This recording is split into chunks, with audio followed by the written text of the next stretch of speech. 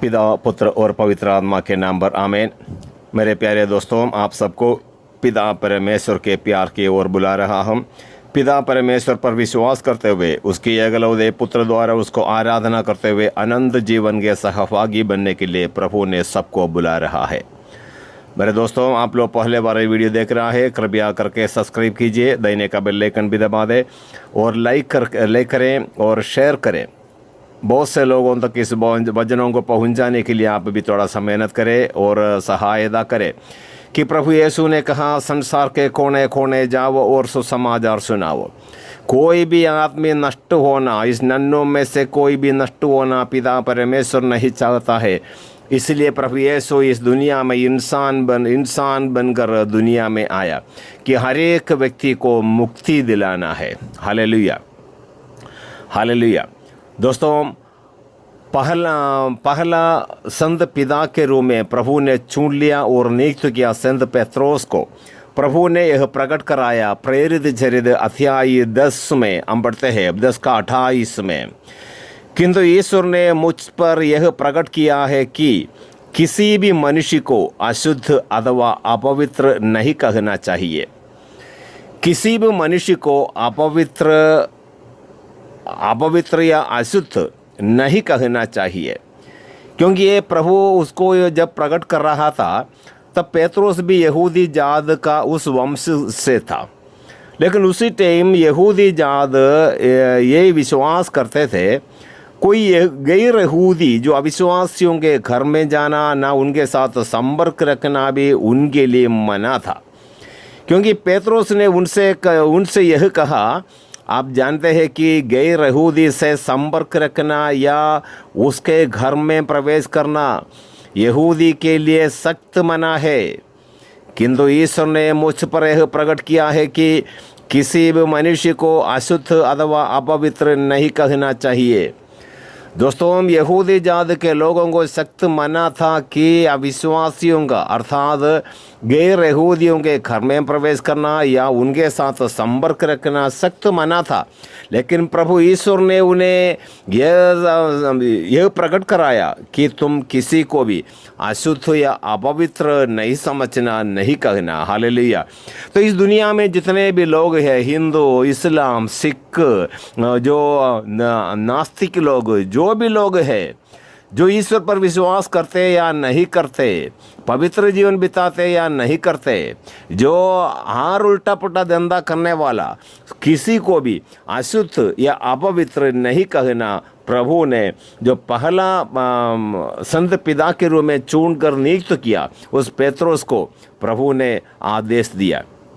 Hallelujah, hallelujah.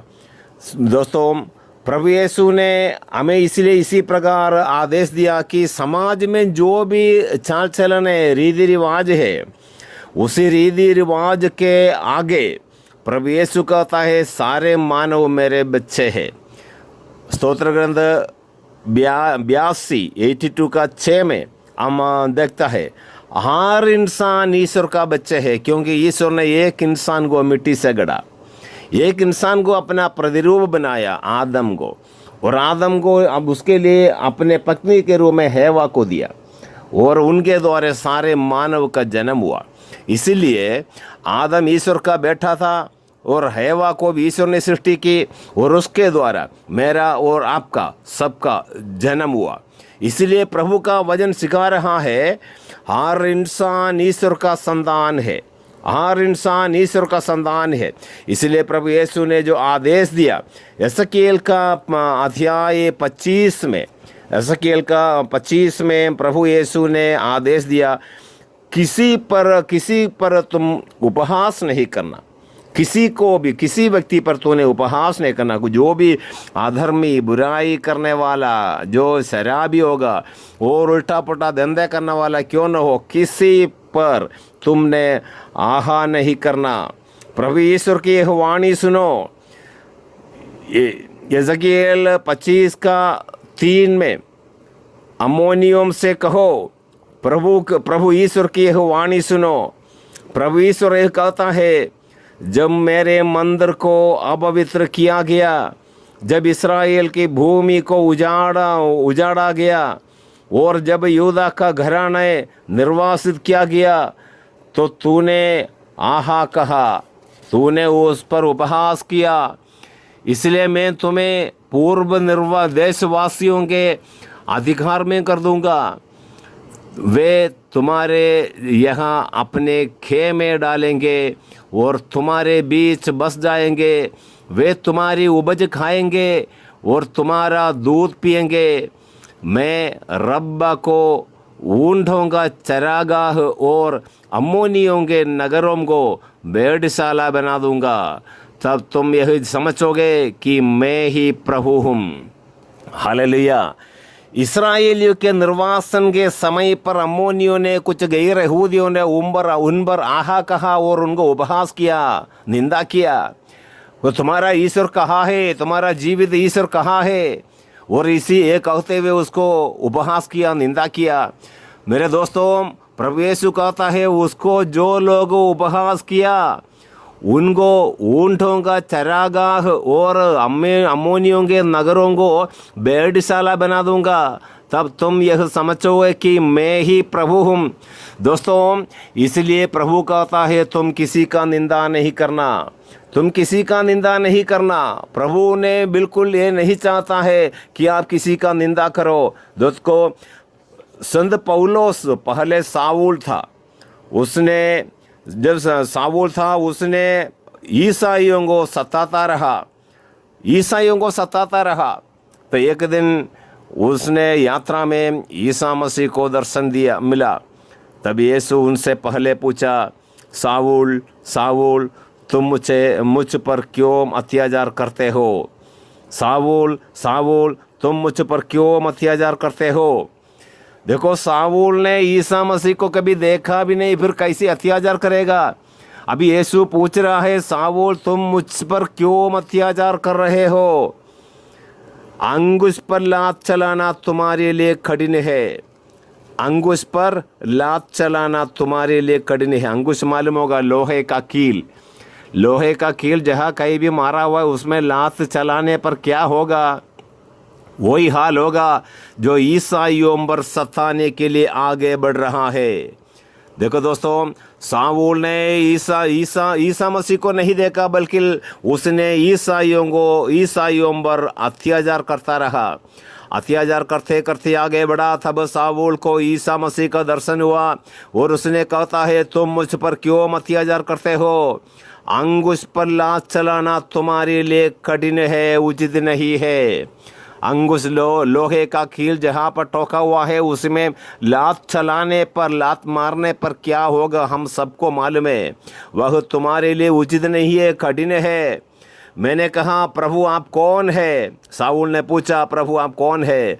प्रभु ने उत्तर दिया, मैं ईसा हूँ जिस पर तुम अत्याचार करते हो। दोस्तों, ईसा मसीह को अत्याचार नहीं किया, बल्कि उसने ईसाइयों पर अत्याचार किया। तब ईसा मसीह कहता है मैं ईसा हूँ जो तुम अत्याचार करते हो। हालेलुया।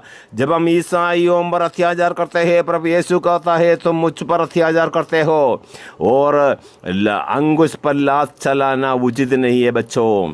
यदि अंगुश में लात जैसे चलाते हैं क्या हाल होता है, उसी हाल होगा आज जो ईसाइयों पर अत्याचार करते हैं। क्यों? और जो ईसाइयों को आदेश दिया किसी भी मनुष्य को अपवित्र या अशुद्ध नहीं मानना, नहीं कहना। हालेलुया।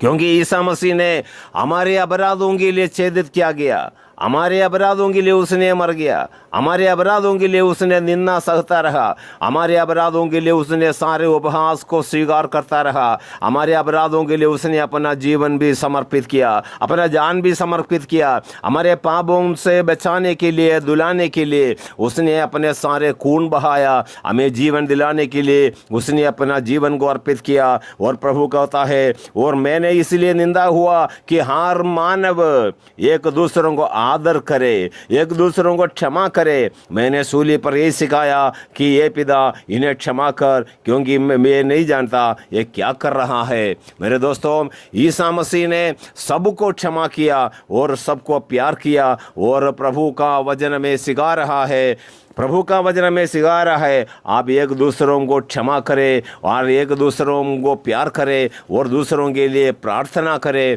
क्योंकि प्रभु यीशु हम सबों को उद्धार करने आया हूँ।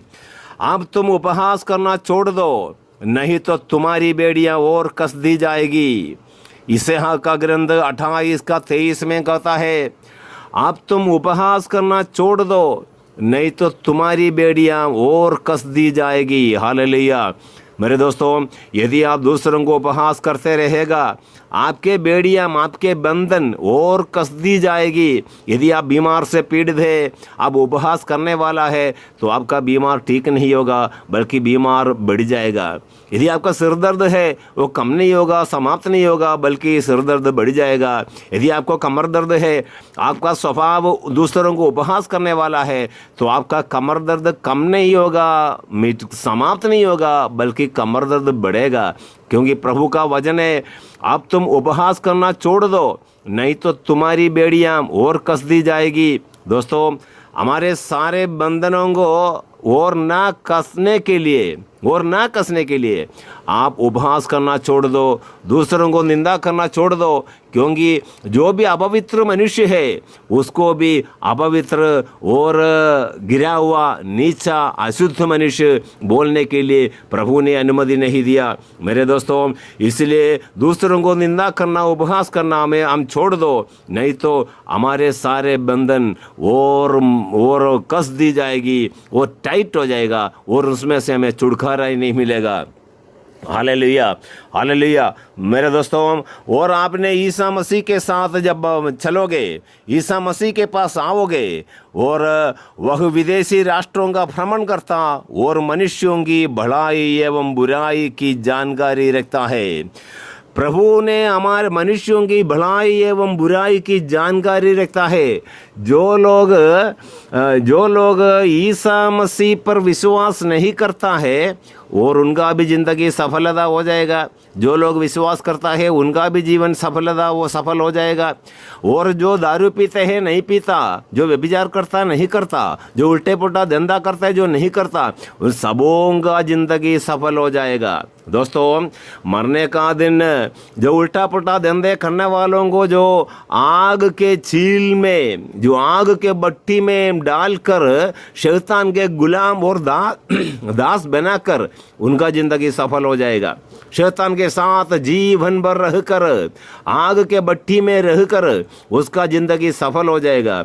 जो ईसा मसीह पर विश्वास करते हैं और उसका आदेशों का पालन करते हैं और उसकी आराधना करते हैं, उसका भी ज़िंदगी सफल हो जाएगा। ईश्वर के साथ स्वर्ग राज्य में, परलोक में आनंद ही आनंद होगा। इसलिए प्रभु कहता है, मनुष्यों की भलाई एवं बुराई की जानकारी रखता है। प्रभु ने हर मनुष्य का भलाई और बुराई का जानकारी रखता है।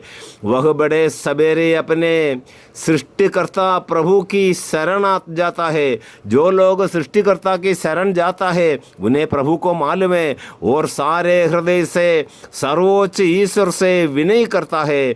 वह अपने होठों से प्रार्थना करता और अपने पापों की क्षमा मांगता है। वे उन सबों के भलाई प्रभु के सामने है। जो प्रार्थना करते हैं, जो दिनहीन बनता है, अपने होठों से जो प्रार्थना दोहराता है, हृदय में ईसा मसीह का नाम संजोए रखता है, हर रोज हमारे पापों की क्षमा मांगता है। और इसी प्रकार जो लोग सर्वोच्च ईश्वर को महिमा देंगे, उन सबों के भलाई बुराई सब ईश्वर के संगति में लेखा है। मेरे दोस्तों, हमारे भलाई बुराई सब पिता परमेश्वर के संगति में लेखा रखा हुआ है।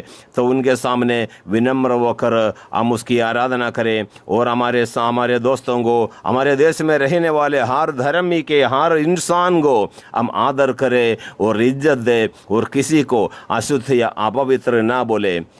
हे प्रभु यीशु, ये जो वचन जो सुन रहा है, इन सबों के लिए हम प्रार्थना करते हैं प्रभु। जहाँ कहीं भी बैठकर सोशल मीडिया द्वारा इस वचनों को सुनते हैं और सब्सक्राइब करता है, शेयर करता है, लाइक करता है, उन सबों के घर में आशीष बरसा दे प्रभु। आप अपने हाथ बढ़ा दे, आपका छेदे हुए हाथ बढ़ाकर सारे रोगियों को छू ले प्रभु। सारे अपवित्रता से, सारे मैल गंदगी से उन्हें दूर कर प्रभु। हर रोज पापों की प्रति क्षमा मांगने की, प्रार्थना करने की कृपा दे प्रभु। आपका नाम हृदयों में संजोए रखने की कृपा कर प्रभु। हर घर में शांति की स्थापना हो, हर घर में एकता हो, हर घर में प्रेममय जीवन बिताने की कृपा हो। ये प्रभु यीशु ऐसे कृपा दानों से सबको भरना। यदि कोई बीमार से पीड़ित है, जो इस वचन सुनता है, विश्वास करता है, जो बुराइयों को छोड़ना चाहता है, इस वक्त उन्हें छू ले प्रभु, इस वक्त उन्हें चंगाई दे प्रभु। ये पिता परमेश्वर ईसा मसीह के नाम पर हम आपको आराधना एवं स्तुति करते हैं, पिता, पुत्र और पवित्र आत्मा के नाम पर। आमीन।